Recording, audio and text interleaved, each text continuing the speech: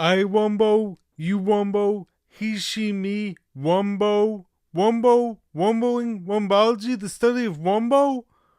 Just kidding, restart, take 2. So for all my fellow SpongeBob fans out there, we all know it's one of the funniest shows ever made. However, there are also plenty of deep life lessons found hidden within that humor. Good one, Squidward! Woo! You've got lessons about living life to the fullest, you've got lessons about perseverance, business, entrepreneurship, staying true to yourself versus just fitting in, embracing your flaws, etc, etc. But maybe you guys missed some of these because of course you were probably too busy laughing, which is of course understandable, I get it.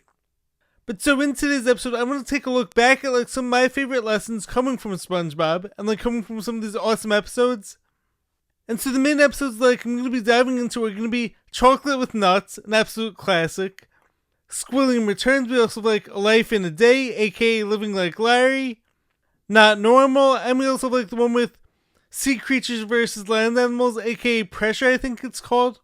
To preserve her! How long can she stay like that? I don't know. Sandy's a girl? And so of course we're going to have a lot of fun with this one, so come along, join me for the ride. Anyways, without further ado, let's dive deeper in now. Give me a...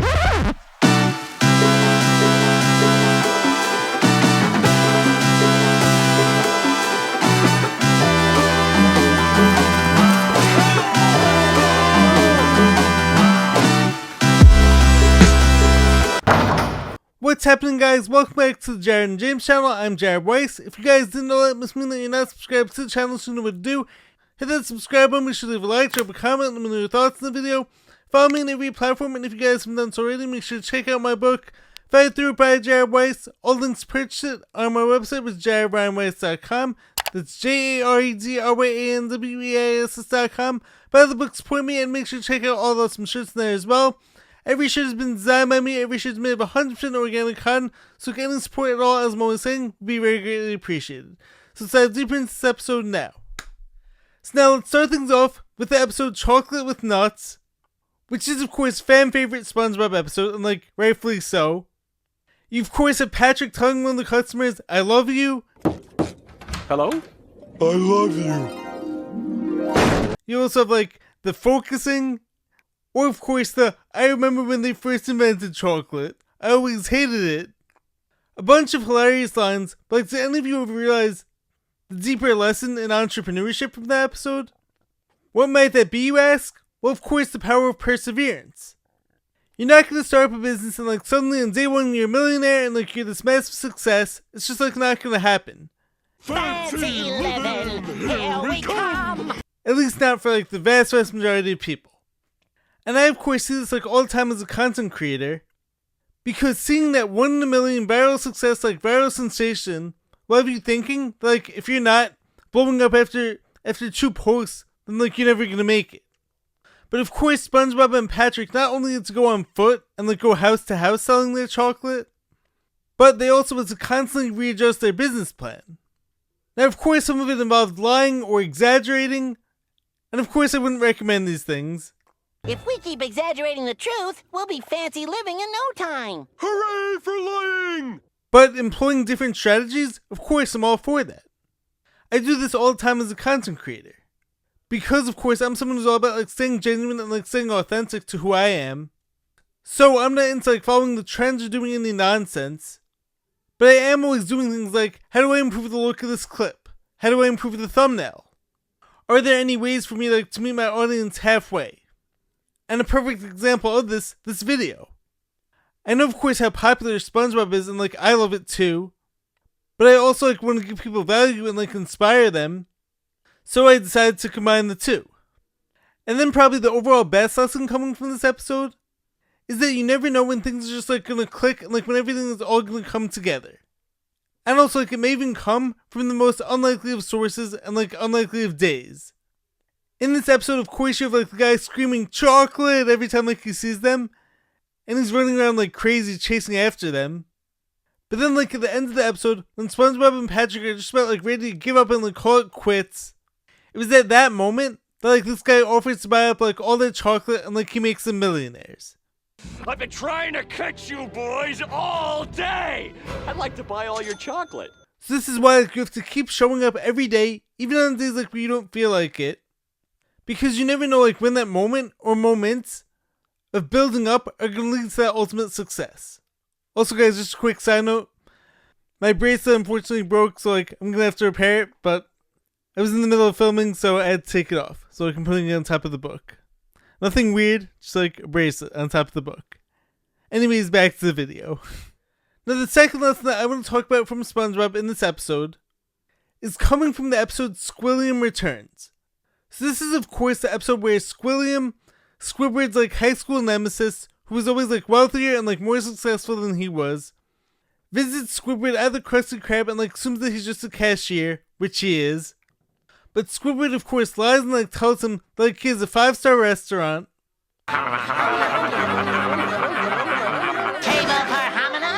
And then of course he gets SpongeBob like to forget everything except for fine dining and breathing. Dump everything that isn't about fine dining. Everything? He locks up Mr. Krabs and Patrick with the appetizer, which like comes to life.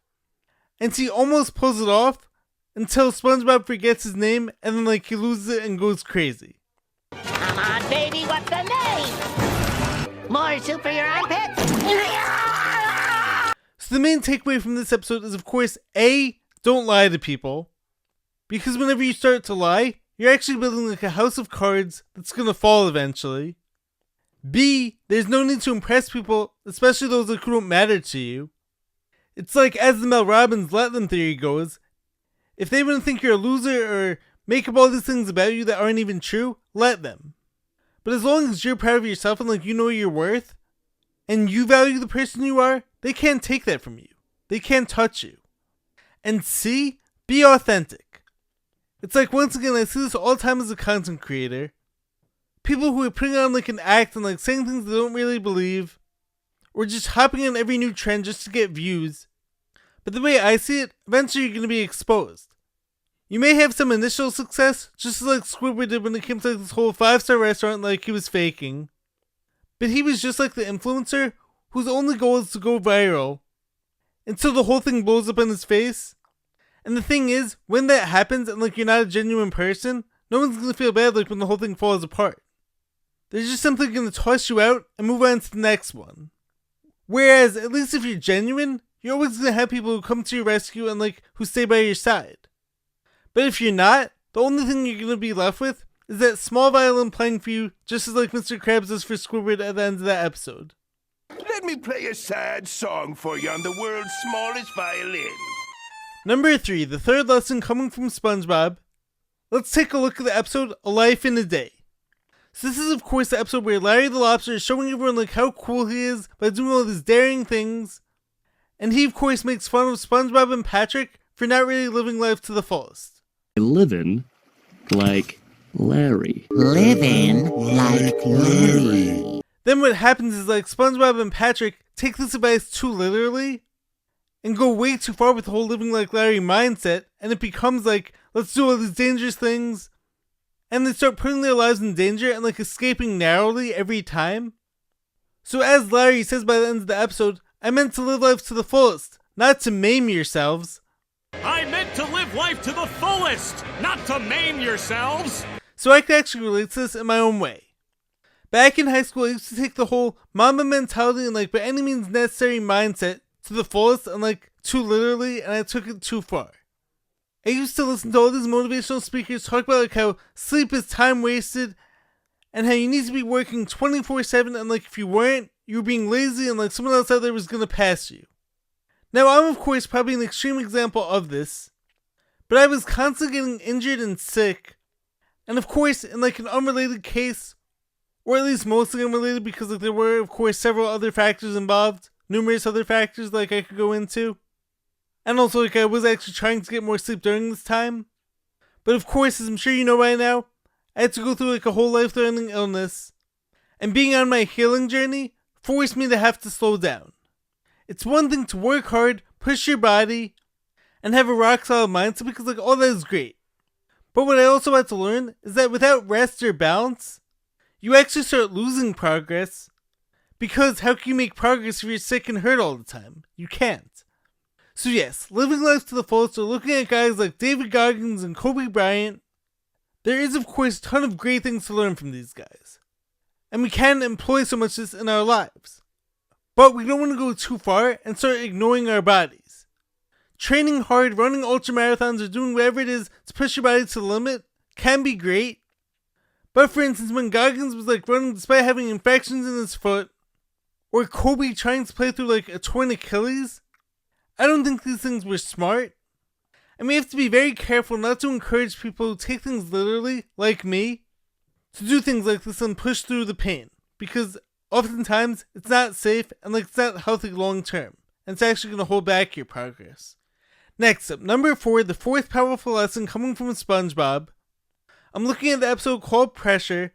So this is like where you have sea creatures versus land animals. And so in this episode, you have all the sea creatures, SpongeBob, Patrick, Mr. Krabs, and Squidward, all showing Sandy, who's a squirrel, aka a land animal, all the things like they can do that she can't, such as breathe underwater without a helmet. I don't need this suit! And I don't need this helmet neither!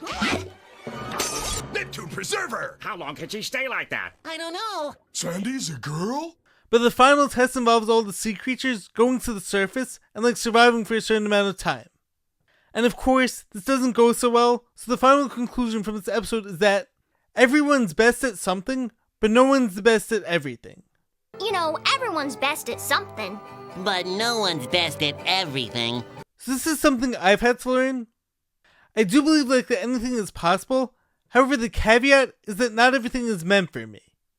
Doesn't mean like I'm not going to try my best to be the best at everything I do, because I am like an ultimate competitor who loves proving doubters wrong, but I also have to be like gentle and understanding with myself too.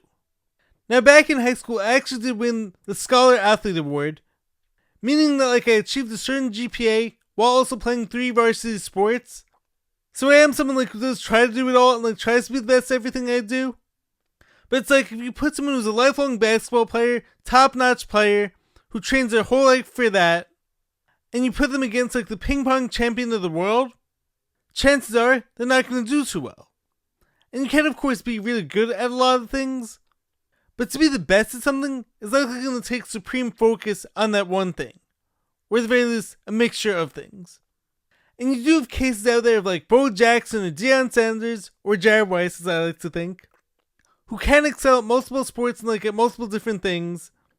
So once again, I'll never say like that something is impossible, but I have also realized like not everything is meant for just one lifetime. It's like coming from a J. Cole interview when he went on Carmelo Anthony's podcast a few months ago now. He was talking all about like this mindset of could I? He was like, if I trained as hard as Steph Curry does in basketball, could I get to that level or something similar in basketball? Or if I did this like as a musician, etc. And I of course love this mindset and like resonate with it deeply. But what it also means is that like we don't have time for everything. So we do need to acknowledge all of our own strengths and weaknesses. And it's like, for instance, a shark rules the ocean. But if you take it out of water, it's going to look weak and incompetent. Doesn't mean that like it's not still strong in the right environment. The same way like if you're a top level athlete and you ask them like to solve a difficult physics problem. And once again, I'm not saying this to put limits on anyone, especially myself, but it just means that like we all need to honor ourselves and be proud of what it is like that each of us is good at, because it's what we've worked at, and it's unfair to ask ourselves to be a master at everything. Now the final lesson I want to talk about from SpongeBob for this episode, although I'm sure there's countless others, and I'm sure I'll be discussing more of them in future episodes. But for now, let's take a look at the SpongeBob episode, Not Normal. In this episode, we have Squidward who convinces SpongeBob that like he's not normal, and that he has to become more normal, meaning essentially fit in and start being like everyone else. I took your advice. From now on, I'm normal. So SpongeBob, instead of being like his usual goofy, lighthearted, fun self, goes around saying things like, "Hi, how are you? What wonderful weather we're having." Hi, how are you? When the weather outside is so normal. But there's no emotion and like no individuality left because he became the average person. By the end of the episode though, he realizes like how dull he's become, and he's no longer himself, so he tries all these things to get back to who he was. And so the lesson here is don't change or fit in just because like one person wants you to. You may not be for everyone, or rather you're not going to be for everyone, and that's okay. Maybe Squidward couldn't stand SpongeBob, but like Patrick, his best friend, loves him. And so just because one person didn't like him, doesn't mean like he should be changing who he is to please them. If some people don't like you or can't handle you as your most authentic self, that's okay. And like even as a people pleaser like me, I've had to learn that some people out there are never going to like me for whatever random reason. Doesn't like you? How could anyone not like you? This does not mean though like it's time for me to change and become someone I'm not just to make those people like me. Unless you just want to be like boring and like fit in and be just like everyone else. But that's not for me. I might be too much for one person and like not enough for someone else. But I'm going to be me till the end, and like I love me, and the right people who can appreciate that are going to love me too. And furthermore, it's like your flaws make you who you are and make you special. So I found it interesting how like in this episode, SpongeBob like as soon as he starts to become normal, he lost all of his holes. So I take this to mean that like his flaws or the things like that helped him stand out disappeared too. But using another J. Cole example, it's like coming from the song Crooked Smile, we ain't picture perfect, but we worth the picture still. And also, don't need to fix what God already put his paintbrush on. And that song makes you get like a video of its own dedicated to it at some point. We'll see about that. Anyways, that's the video. If you guys like what you heard, make sure to leave a like, drop a comment, subscribe to the channel. I will catch you guys next time. Stay positive, stay hustling, stay grinding, catch you next time. Peace.